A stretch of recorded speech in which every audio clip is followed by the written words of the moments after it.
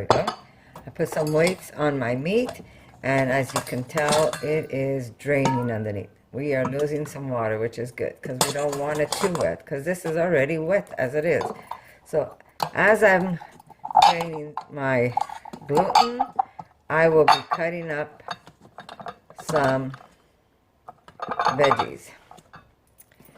So as that drains, I will cut some veggies for you. So we're going to make this apple sage. I am going to get an apple and an onion. So this we will caramelize, and it doesn't matter how big the pieces are, because when you put it through the food processor with the gluten, you're going to see that it's going to chop up nicely. So I'm going to get a pan, and I will start cutting up my onion. And you can use any flavors you want, but what I do like is that the onion, believe it or not, the onion and the apple leaves it a really nice moist sausage. And you can use the same recipe and turn it into a deli meat for sandwiches. You're just going to make one big sausage. But for now, we're going to make individual sausages where you can use them either as hot dogs. They're so good as hot dogs. Instead of having your regular standard hot dog, you can use these for hot dogs, and wow, they are so good in a nice hot dog bun, or you can eat them like a sausage.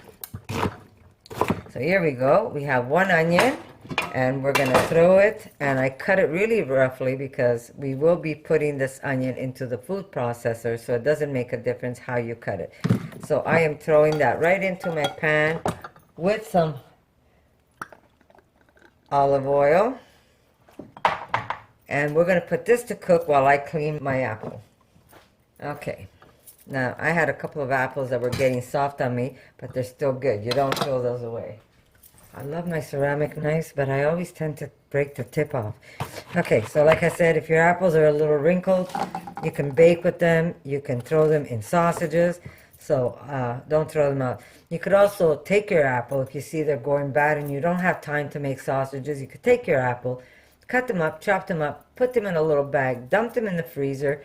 When you want to make your sausages, pull those apples out, and you can incorporate it into your sausage or your deli meat.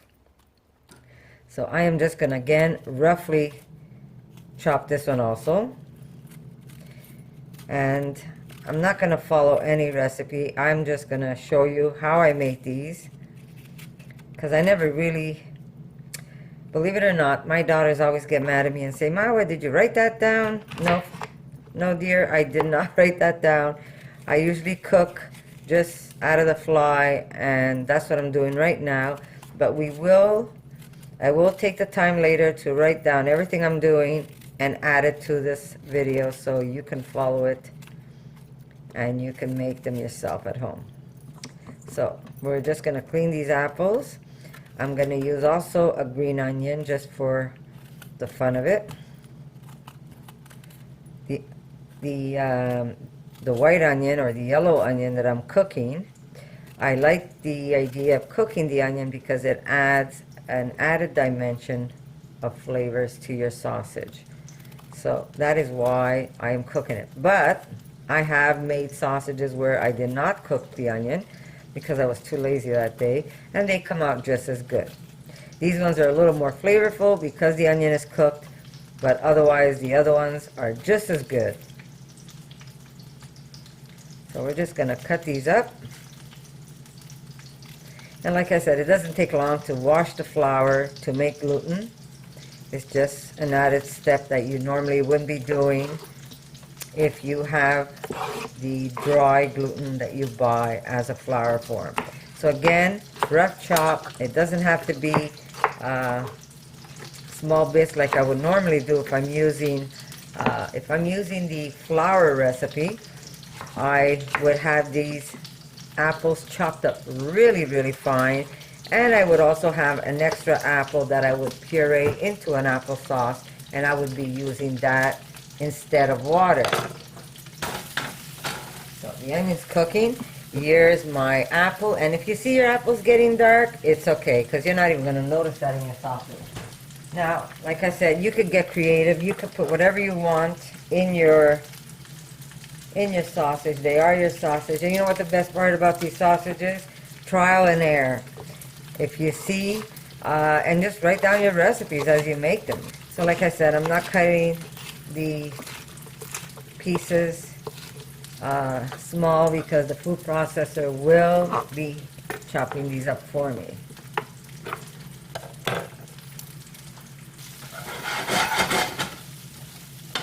Okay, so what else do I want to put? I'm going to put some mushrooms.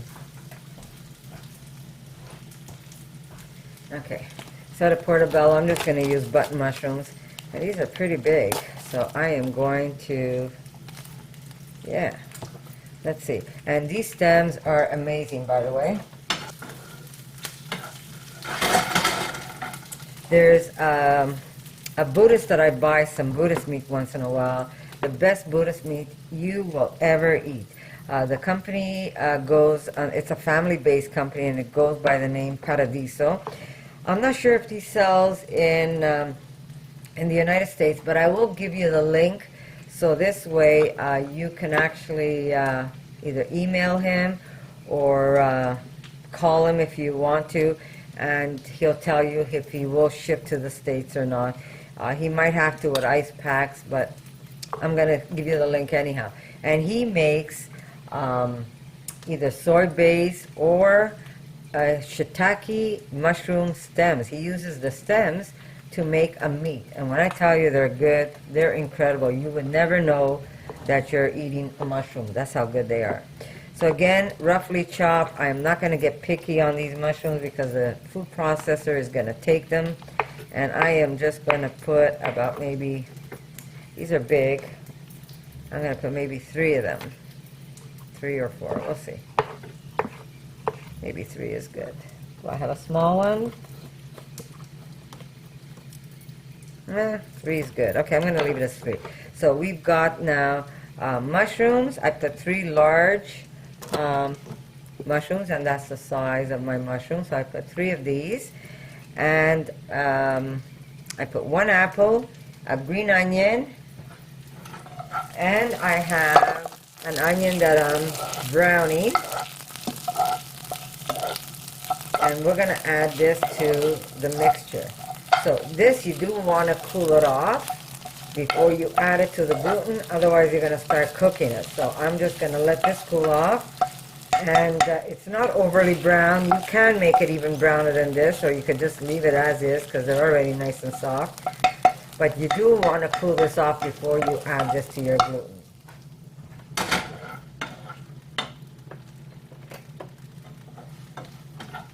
So we're going to put this aside, and I'm going to go get some other ingredients that I'll be adding to my sausage. So I'll be right back. So I'm going to put this aside, and I'm going to show you what I'm going to add. I need a little bowl. Okay, so I will be adding 1, 2, 3 tablespoons of chickpea flour.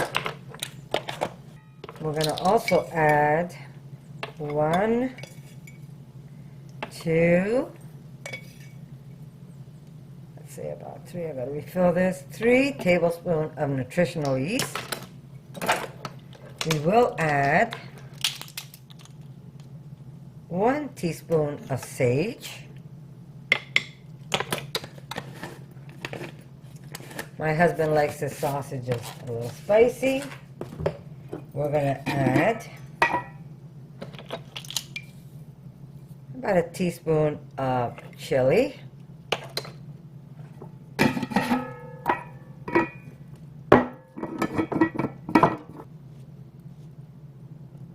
We're going to add salt, about a teaspoon, but if you want it saltier, you could add more. And again, you could also add salt when you're cooking your sausage. So it doesn't have to have that much salt right into your sausage. Sorry. Okay, let's put this aside.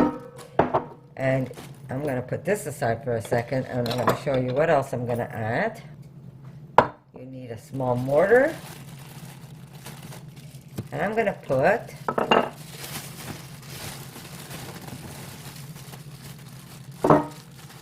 a nice handful of walnuts, which is going to add some omegas to your diet, which is good for your brain. If you look at walnuts, walnuts look like a brain.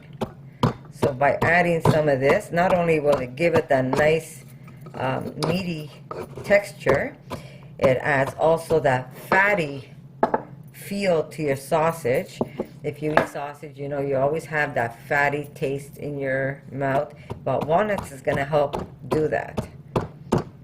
So we are going to add some walnuts, and it won't make your sausage taste like walnuts. It's going to just taste delicious. So I am hand pounding. Okay, so we're back.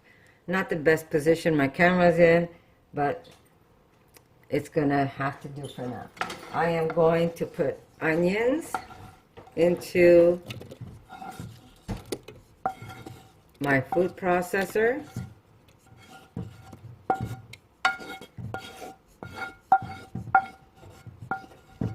There we go. That's one onion I added.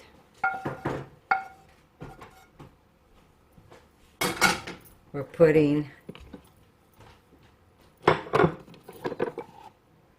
my apple, my green onion, and my mushrooms.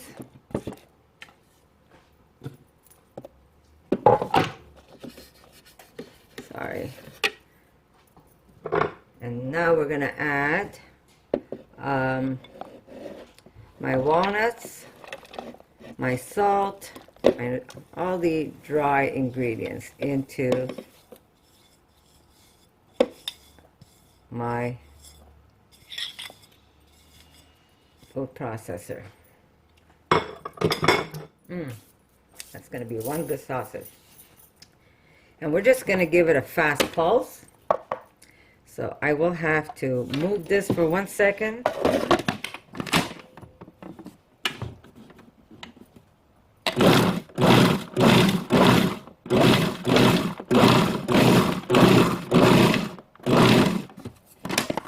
Yeah, you don't want it too, you don't want to over pulse it. You just want to give it a fast pulse so that everything gets mixed in together.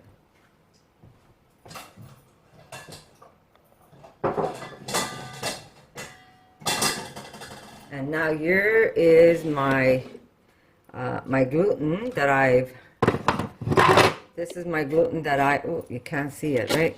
So I'll show you. Here's the gluten that's been sitting and losing some moisture. I'm going to cut that up, and we're going to add it to this. I'm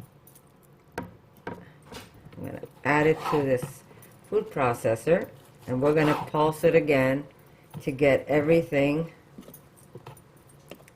mixed together. So this is how, and this is the only way you could really do it, because otherwise you can't mix a thing. Once your gluten has been glutenized, if you try to knead it into it, forget it, it's not going to work. So you will have to use a food processor for this recipe. Okay. I'm going to push it away again, and we're going to mix this up. Oh, yes, I forgot something. We need about 3 tablespoons of olive oil. So I'm just going to eyeball it. And now we're going to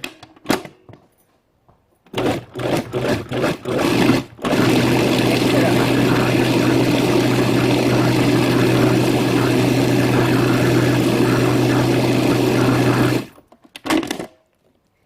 It should be, yeah, you just want to mix it a little more. Now, because it feels still a little wet, we're going to have to put something in there, either flour. We have to put something in there to dry it up a little. Jeez, I'm just whipping everything around. So here's my mixture. It's all mixed, but it feels very wet. So we will put this in a bowl, and I'm going to add something to it.